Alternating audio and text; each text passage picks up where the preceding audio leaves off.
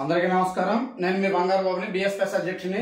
ఈ రోజుని doctor BR Ambedkar Konaseema జిల్లా ముమ్మడివరం నియోజకవర్గం అమలాపురం డివిజన్ ఐపోలవరం మండలం గుత్తినిధి గోగుల్ లంక శివారున్న ఓంశక్తి బంగారమ్మ లంకలో ఉన్న ఓంశక్తి బంగారం తల్లి డి నమూనా పట్టాల సంక్షేమానికి ఇన్ని సంవత్సరాలు సుమారు 2008 నుంచి మేము పోరాడుకుంటూ వస్తున్నాం.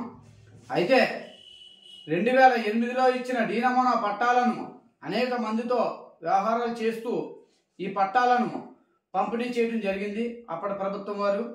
అదేవిధంగా ఆ ప్రభుత్వం ఇచ్చిన పట్టాలను మేము సాగు చేసుకుంటూ ఉంటుంటే ఎన్నో ఆటంకాలు కలిగించడం కూడా జరిగినాయి.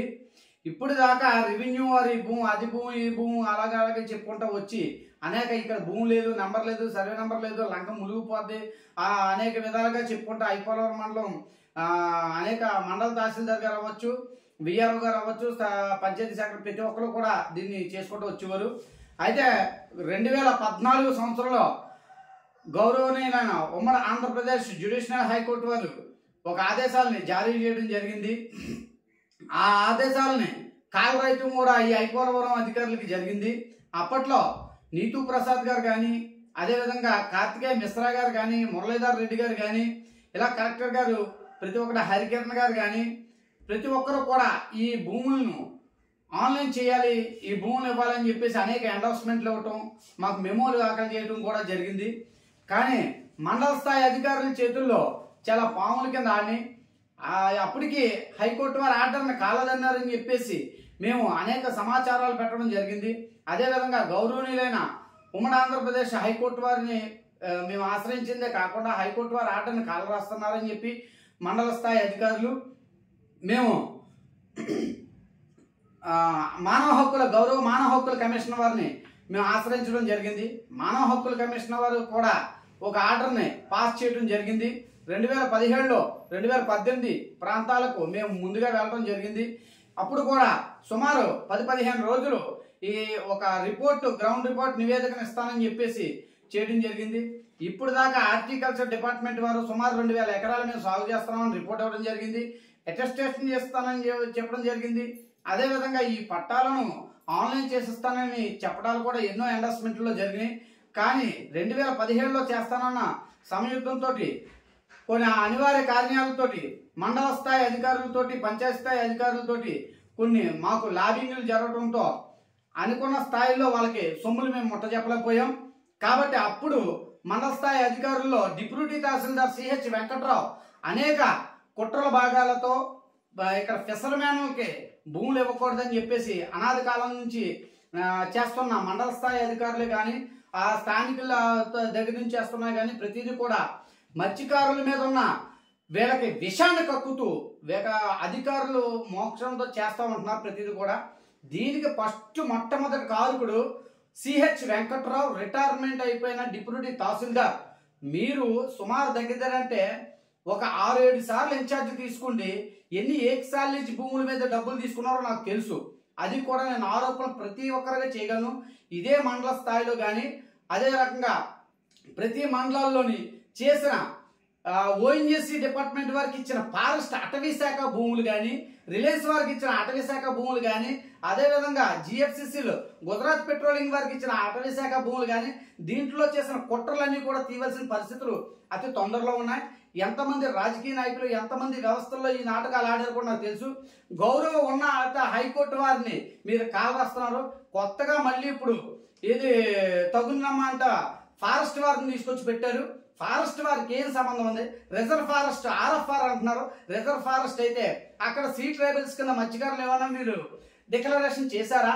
మత్స్యకారులు ఏమన్నా మీరు చూసిన రోజున మత్స్యకారులు అంటే మీకు అందరికీ అధికారులకు కానీ రాజకీయ నాయకులు కానీ అంత చులకలు ఎందుకో నాకు తెలదు. పోరంబోకి ఎదవల్ని కొంతమంది లోఫర్ గారిని కూడా వేసుకుని డ్రామాలు ఆడదాం అనుకుంటే కుదరదు. మిమ్మల్ని ప్రతి అధికారులు ఎవరైతే మండల స్థాయి కానీ, పంచాయతీ స్థాయి కానీ, డిప్యూటీ తహసీల్దార్ సిహెచ్ వెంకట్రావు, తహసీల్దార్ గారు ఎం హుసేన్ గారు, సర్వే కేదార్ ఈశ్వరరావు గారు, అదేవిధంగా ఆర్ఐ దుర్గా భవానీ గారు,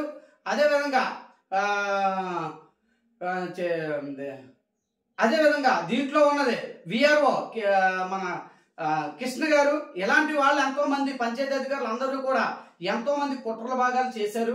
ఈ కుట్రలన్నిటి కూడా మేము తీసే పరిస్థితులు అతి తొందరలో ఉన్నాయి. కాబట్టి గౌరవనీయులైన హైకోర్టు వారు 2014 ఇచ్చిన ఆర్డర్లు కానీ, అదేవిధంగా 2023లో ఇచ్చిన ఆర్డర్లు కానీ, 2018లో ఇచ్చిన ఆర్డర్లు కానీ, 2024లో ఇచ్చిన ఆదేశాలను కానీ మళ్ళీ ఇప్పుడు స్టేటస్ కో తీసుకొని ఇచ్చాం.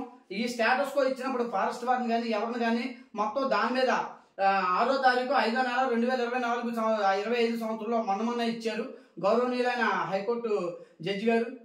ఇచ్చిన స్టేటస్ కోలో ఇంతవరకు ఉన్నా మీరు ఏ రకంగా ఎదరికి తీసుకెళ్తున్నారో, ఈ రకంగా ఇంకా భూముల్లోకి వెళ్ళి తవ్వేసి అమ్మవారి గుడి బద్దలు కొట్టేసి ఆ గుడిని కూడా దోషం చేసేసి మీరు అధికారులు పనిచేస్తే గ్రామ స్థాయిలో ఉన్న లీడర్స్తో వేసుకుండి ఈ ఆల్రెడీ ఈఎస్ఎస్ సంబంధించిన వాళ్ళు, ఫారెస్ట్ వాళ్ళు వీళ్ళందరూ కలిపి అమ్మవారి గుడిని, అమ్మవారి హుండీల్ని, అమ్మవారి ఉన్న అక్కడ సంస్థాన్ని నాశనం చేసి మత్స్యకారులు తీసుకుంటున్న భూముల్ని తీసుకోకుండా కుట్ర విషయం జల్లారు. కాబట్టి మేము అతి తొందరలో ఎవరైతే ఈ దుర్మార్గానికి పాల్పడుతున్నారో ఈ ఒక 3500 మంది జనాభా ఉన్న ఈ పట్టాదారుల బ్యాచీలు అందరిని అట్టుకోండి సుమారు 20,000 మందితో అమరావతి వెళ్ళి చంద్రబాబు నాయుడు గారి ఇంటికాడ కూర్చోండి ధర్నా చేసే స్థితి వస్తుందని చెప్తున్నాను. మండల స్థాయి అధికారులు, జిల్లా స్థాయి అధికారులు, రాష్ట్ర స్థాయి అధికారులు అందరూ కూడా దీనికి ఆదేశాలు జారీ చేసిన మండల స్థాయి అధికారులు ఏ విధంగా ఈ తప్పుడు వ్యవహారాలు చేస్తున్నారో మాకు బయట పెట్టాలి. సుమారు సంవత్సరన్నర టైంలో ముమ్మడివరం జ్యుడిషియల్ కోర్టు వారి ముందట మేము పిఎల్సి మండల లీగల్ సెల్ అథారిటీలో దాఖలు చేయడం జరిగినప్పుడు సుమారు సంవత్సరన్నర వరకు ఈ కొనసాగడం జరిగింది. రాజకీయ కోణాల్లో కుట్రలో వ్యవహారం చేస్తున్నారు.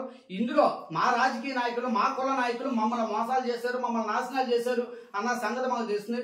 మా రాజకీయ నాయకులు ఎప్పుడు కూడా మా కుల నాయకులు మమ్మల్ని ఎదగనివ్వరు. ఒకడు వెళ్తున్నాడంటే నువ్వు కొట్టిస్తారు, దారికాసి కొట్టించచ్చు, లేకపోతే వాళ్ళని ముందుకెళ్ళినా కూడా వాళ్ళ మీద కేసులు పెట్టించచ్చు, తప్పుడు కేసులు, అక్రమ కేసులు పెట్టించచ్చు. అనేక వ్యవస్థలు మా కులంలో ఉన్నాయి. మా కుల నాయకులు చాలా చీడ పురుగులు లాంటి వాళ్ళు. వాళ్ళ వల్ల ఈ సంస్థ సర్వనాశనం అయిపోయింది. ఓఎన్జీసీలో R&R ప్యాకింగ్ క్యాంప్కి వెళ్ళింది. ఐపోలవరం మండలం వారు కానీ, తాళవ మండలం వారు కానీ, అదేవిధంగా కాట్రాన్కోన మండలం వారు కానీ వీళ్ళ దగ్గర నుంచి ఇరిగేషన్ డిపార్ట్మెంట్ అన్ని డిపార్ట్మెంట్లని నేను ఓఎన్జీసీ, రిలయన్స్, జిఎఫ్సిసి దాంట్లో ముందుకు తీసుకొచ్చి ఎవరు ఎంత కుట్రలు చేశారో కంపెనీ మీద కేసేసి కంపెనీని ఆఫ్ చేసి రోజులు దగ్గరకు ఉన్నాయని చెప్పేసి ఈ సభాముఖంగా తెలియజేస్తున్నాను. మీరు చేసే తప్పుడు వ్యవస్థలు ఇదంతా కూడా ఒక కుట్రబాగుడు సిహెచ్ వెంకట్రావు, సర్వేలు కేదారేశ్వరరావు, అదేవిధంగా విఆర్ఓ కృష్ణ ఇలాంటి వాళ్ళందరూ కూడా వ్యవహారం చేశారు. పాపం ఆర్ఐ గారు ఆ టైంలో ఈ నివేదిక ఇవ్వడానికి కూడా లేనిపోయిన తప్పుడు రిపోర్టులు రాయడానికి కూడా భయపడిన పరిస్థితులు ఉన్నాయి. ప్రజలపై చేసింది కానీ, అమ్మవార్లపై చేసింది కానీ, ఎవరైనా కానీ తప్పులు చేస్తే దాని మీద ఇదవుతుంది. దీంట్లో అమ్మవారి గుళ్ళు భద్ర కొట్టింది మీరే అన్న సంగతి మాకు తెలుస్తుంది. ఐపోలవరం మండలం, కాట్రాన్కోన మండలంలో, తాళర మండలంలో జరుగుతున్న కుంభకోణాలని అతి తొందరలో బయటపడుతున్నాం. మా భూముల జోలికి ఎవరైనా వస్తే గౌరవనీయులైన హైకోర్టు వారు స్టేటస్ కో ఇవ్వడం జరిగింది. నాట్ ఇంటర్ఫియర్ అని చెప్పేసి ఆల్రెడీ ఒక ఆదేశాలను జారీ చేయడం కూడా జరిగింది. ఈ భూముల్లో మీకు ఫారెస్ట్ భూములు ఎంతవరకు ఉన్నాయి, ఏమున్నాయి, ఏ రకంగా వెళ్ళారన్నది ఈ రకంగా బయటకు వెళ్తాం. మేము కూటమి ప్రభుత్వం వారిపై నమ్మకంతో కష్టపడి చెమట ఊర్చి రేయి పగలు కష్టపడి మేము తీసుకొని వచ్చాం. ముందు గత ప్రభుత్వం మోసాలు చేసి మాపై అనేక దాడులకు పాల్పడ్డదని, విగ్రహాలు భద్ర కొట్టించిందని చెప్పేసి ఆందోళనతో ముందుకెళ్ళాం. కాబట్టి గౌరవనీయులైన రాష్ట్ర ముఖ్యమంత్రి వర్యులు నారా చంద్రబాబు నాయుడు గారిని, అదేవిధంగా గౌరవనీయులైన డిప్యూటీ సీఎం పవన్ కళ్యాణ్ గారిని, అదేవిధంగా గౌరవనీయులైన ఐటీ శాఖ మంత్రి వర్యులు నారా లోకేష్ గారిని, అదేవిధంగా గౌరవనీయులైన మత్స్యశాఖ మినిస్టర్ గారు అచ్చెన్నాయుడు గారిని, అదేవిధంగా గౌరవనీయులైన హోంమంత్రి వర్యులు వంగలపూడి అనిత గారిని వీళ్ళందరినీ కూడా చేతులెత్తి ప్రార్థిస్తున్నాం. మీ దగ్గరికి మేము వచ్చే రోజులు దగ్గరలో ఉన్నాయి. మేము సెక్రటరీ దగ్గర, మేము చంద్రబాబు నాయుడు గారి ఇంటి వద్దకి మేము మా బాధను తెలియపరచడానికి వస్తాం తప్ప కానీ నినాదాలతో రావని కూడా తెలియపరుస్తున్నాం. ఇందులో కానీ అడ్డుపడితే ఎవరిని సహించేది అయితే లేదు. ఇప్పటిదాకా రాజకీయాలు కుట్రలో ఎంతోమంది చేశారు. ఇక్కడ ప్రభుత్వ అధికారులు దీంట్లో ఎవరైనా దీనికి ముందుకు వెళ్ళారా? దీంట్లో ఉన్న వాళ్ళు కానీ, వెనకాల ఉన్న వాళ్ళు కానీ, ఎదురు ఉన్న వాళ్ళు కానీ, ఏ రకంగా ఉన్న వాళ్ళు కానీ, ప్రభుత్వ అధికారులు కానీ డ్రామాలు ప్రతి ఒక్కరిని కూడా బయటలో అవుతారు. మీ ఉద్యోగాలు పోయే పరిస్థితులు వస్తాయి. మా మత్స్యకారుల జోలికి మీరు ఆన్లైన్ చేయకపోతే మానేసుకోండి. ప్రజలను నాశనం చేసే పరిస్థితులు తీసుకొస్తే మాత్రం నా ఆగ్రహానికి మాత్రం గురవుతారని మాత్రం ప్రతిదీ తెలియపరుస్తున్నాను. గౌరవ న్యాయస్థానం వారిని కానీ, ఉన్నత ప్రభుత్వ అధికారులు కానీ, ప్రభుత్వం వారు కానీ, కూటమి ప్రభుత్వం వారు కానీ, గౌరవనీయులైన చంద్రబాబు నాయుడు గారు కానీ మాకు చాలా ఉన్నతమైన స్థితుల్లో మేము చాలా వరకు వాళ్ళని గౌరవిస్తూ పనిచేసుకొచ్చాం. కసిక్కిపోయి కూటమి ప్రభుత్వం రావాలని చెప్పేసి రక్తాల దారపోసే పరిస్థితులు తీసుకొచ్చి మేము ఈ రోజున పని చేసుకుని వచ్చాం. రూపాయికి 100 రూపాయలు మేము కక్కుతు పడలే, చిల్లర గాళ్ళకి మెల్ల కండువలు వేసుకుని మేము వెళ్ళలేదు. కాబట్టి దీన్ని మీరు వ్యవస్థ చేసుకోండి, లేదంటే కేంద్ర స్థాయిలో తీసుకెళ్లి పార్లమెంటు దగ్గర నేను కూర్చోండి పరిస్థితి కూడా తీసుకొస్తానని చెప్పేసి సభాముఖం చేస్తూ సెలవు చేసుకుంటున్నాను. మీ బంగారు బాబు.